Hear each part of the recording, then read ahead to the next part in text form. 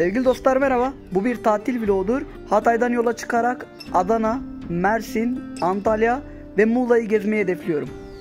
İlk durağım Adana olacak. Adana'da Sevgi Adası'na gideceğim.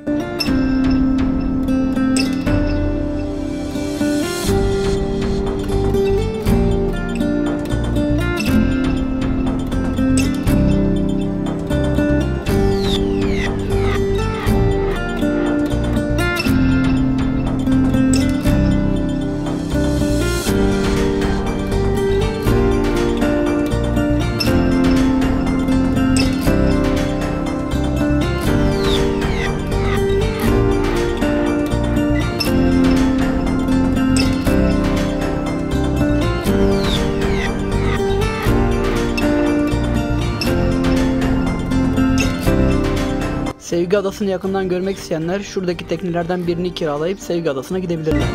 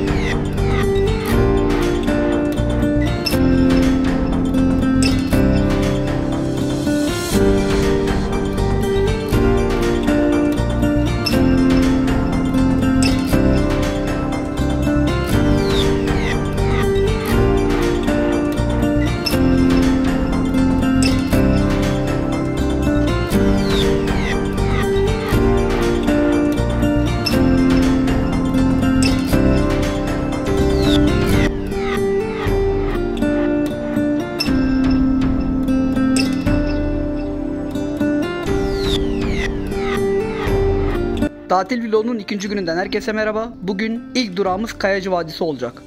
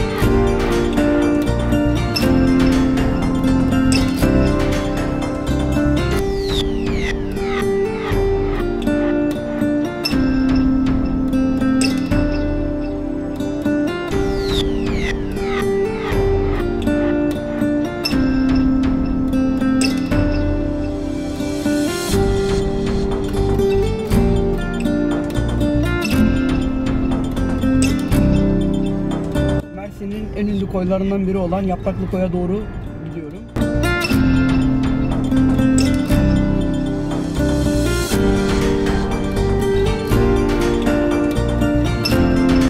Kadıkoy'dan çıktım ve Evribik Koyu'na doğru yola koyuldum.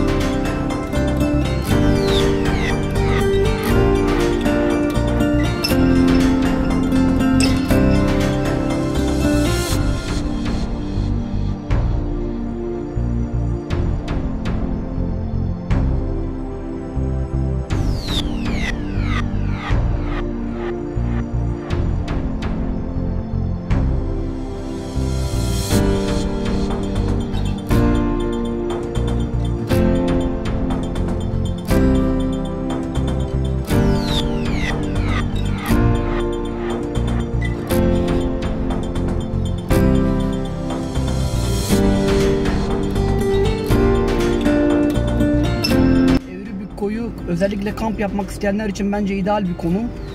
Yola da çok yakın. Yolumun üstüydü. Geçtim, uğradım. Bir drone çektim. Şimdi buradan çıkacağım ve Tisan Adası'na gideceğim. Hadi hep beraber gidelim.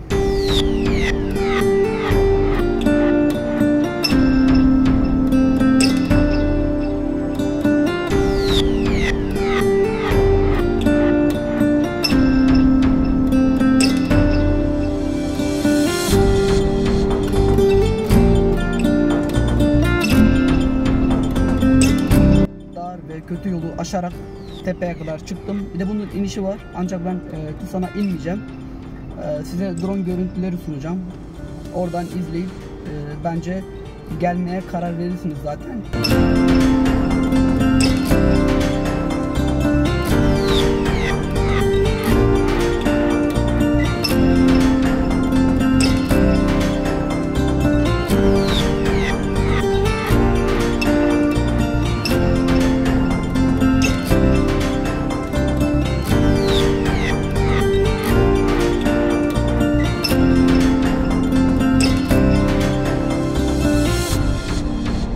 Dünyanın 8. harikası Gilindire Mağarası'na hoş geldiniz. Birazdan görüntüleri izleyeceksiniz. Muazzam bir görüntü olacağına ben eminim. Çünkü herkes övüyor ve boşuna dünyanın 8. harikası demiyorlar.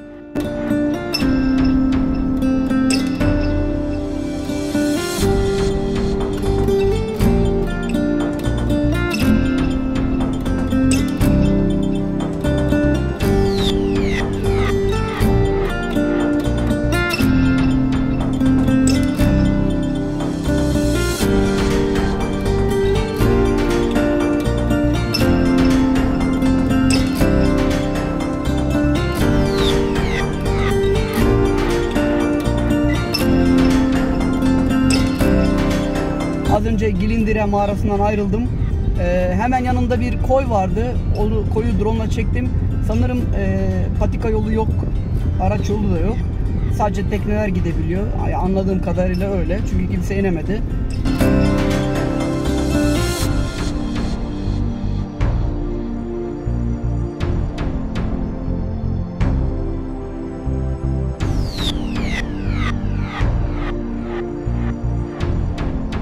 Az önce bir koyda yüzdüm.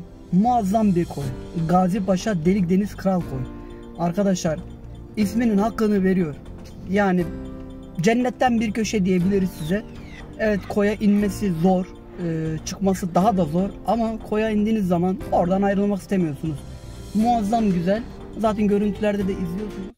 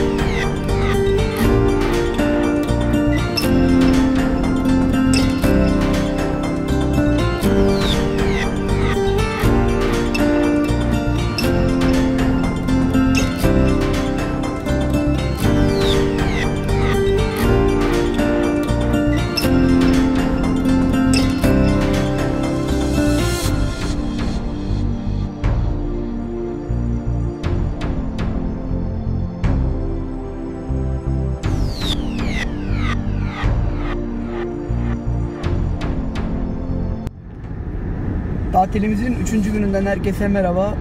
Bugün güne geç başladım. Normalde dün saat 6'da güne başlamıştım ama bugün biraz dinlenmek istedim. Çünkü bayağı bir yorucu gündü. Saat 8'de uyandım. Dün gece bu arada bir otelde kaldım. Otel ismi vermeyeceğim. Gazipaşa'da kaldım. Tek başınıza kalmak için gayet ideal bir otel. Ailenizle kalacaksanız da yani uyumak dışında bir beklentiniz olmasın ama temiz mi? Temiz. Aydap Antik harabelerinden çıktım az önce. Koyu yine çok güzel. Koy harika. Yüzülmesi gereken bir yer. Ancak çevre düzenlemesi yine berbat. İnişi çıkışı zor ama değer mi? Değer. Zaten videoda göreceksiniz. Çok güzel bir yer. Yani suyu çok berrak. Ben yüzmedim. Daha kahvaltı bile yapmadım çünkü. Yüzme seansını ileride bir yerde gerçekleştireceğim.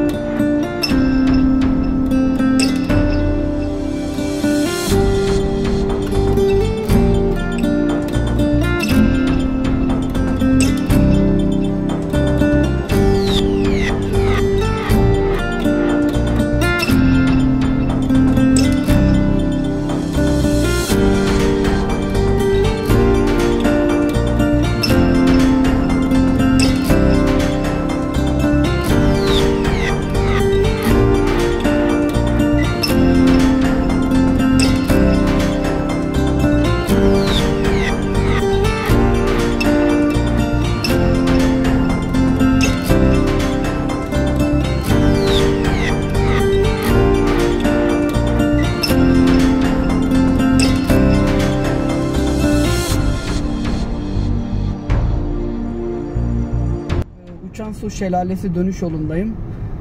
Maalesef şelaleye inemedim ama drone görüntüleri var elimde.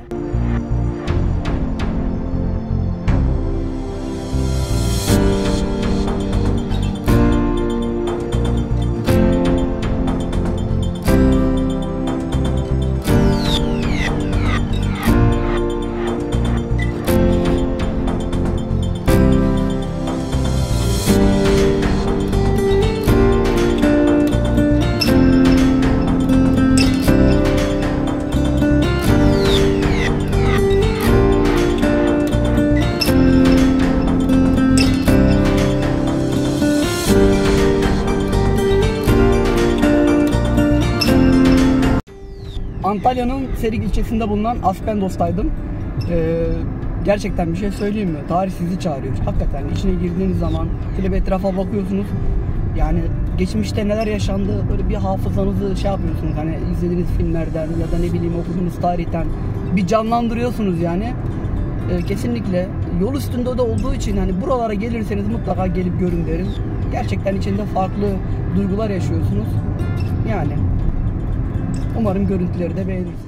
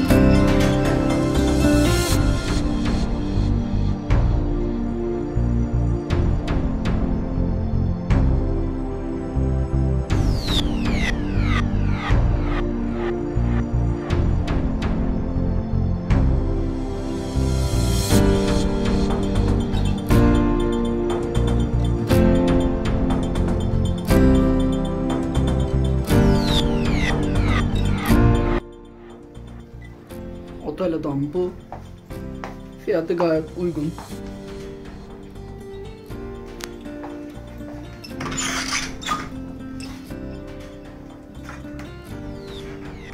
Temizde. Bir sıkıntı yok. Tatilin 4. gününden herkese merhaba. Yine yollardayım.